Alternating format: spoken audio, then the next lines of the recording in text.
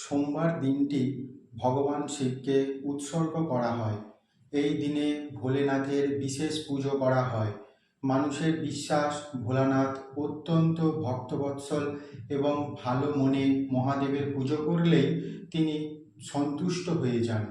সোমবার দিনটি ভগবান শিবের উপাসনা করার জন্য সবথেকে শুভ দিন। অনেকেই বলেন শুধু বেলপাতা, ফুল, ফল এবং জলেতেই তুষ্ট হয়ে যান মহাদেব। তবে তার সঙ্গে শিবলিঙ্গে বিশেষ কিছু জিনিস নিবেদন করলে শিব ঠাকুর সহজেই প্রসন্ন হয়ে যান। সোমবার শিবলিঙ্গে কি কি নিবেদন করলে তিনি প্রচণ্ড সন্তুষ্ট হবেন তা জেনে নিন। সোমবার পঞ্চামৃত দিয়ে শিবলিঙ্গকে স্নান করালে খুবই ভালো ফল পাওয়া যায়।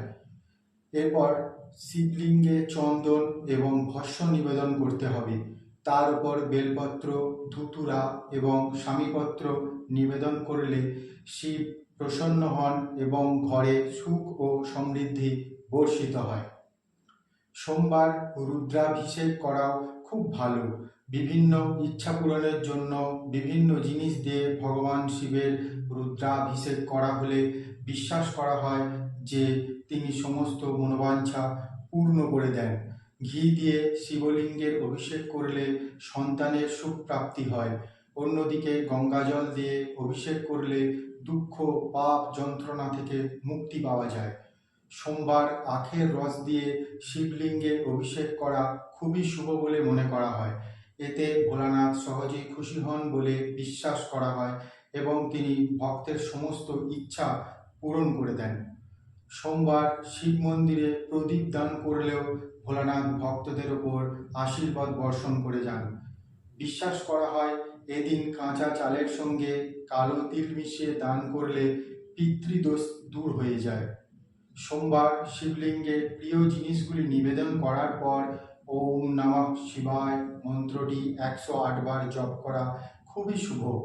সোমবার শিব মন্দিরে রুদ্রাক্ষ নিবেদন করলে আপনার দাম্পত্য জীবন হয়ে উঠবে সুখে এবং শান্তি। শিব পূজার সময় যে জিনিসগুলো মনে রাখতে হবে তা এবার জেনে নিন। 1 গ্লাস জল খেয়েও তিনি খুশি হন। সকালে স্নান করে শিব মন্দিরে গিয়ে শিবলিঙ্গে জল নিবেদন করলে শিবের আশীর্বাদ পাওয়া যায়। শিবলিঙ্গে জাফরান অর্পণ করলে মানুষ সুখ এবং শান্তি পায়। অন্যদিকে চিনি দিয়ে শিবলিঙ্গে অভিষেক করলে সমৃদ্ধি বৃদ্ধি পায় এবং দারিদ্র্য দূর হয়ে যায়। ভোলেনাথও সুগন্ধি খুব পছন্দ করেন। বিশ্বাস করা হয় যে শিবলিঙ্গে সুগন্ধি লাগালে মনের চিন্তা শুদ্ধ ও শুদ্ধ জিনিস আরও বেশি শুদ্ধ হয়ে যায়। শিবলিঙ্গে দুধ অর্পণ করলে মানুষের স্বাস্থ্য ভালো থাকে এবং মানুষের মনের সমস্ত ইচ্ছা পূরণ হয়ে যায়। এইভাবে শিবলিঙ্গে আপনার মন অনুযায়ী জিনিস অর্পণ বা দান করতে থাকুন, দেখবেন আপনার জীবন আনন্দ খুশিতে ভরে উঠেছে। এই রকম আরও বিভিন্ন তথ্য পেতে চ্যানেলটিকে সাবস্ক্রাইব করে রাখুন।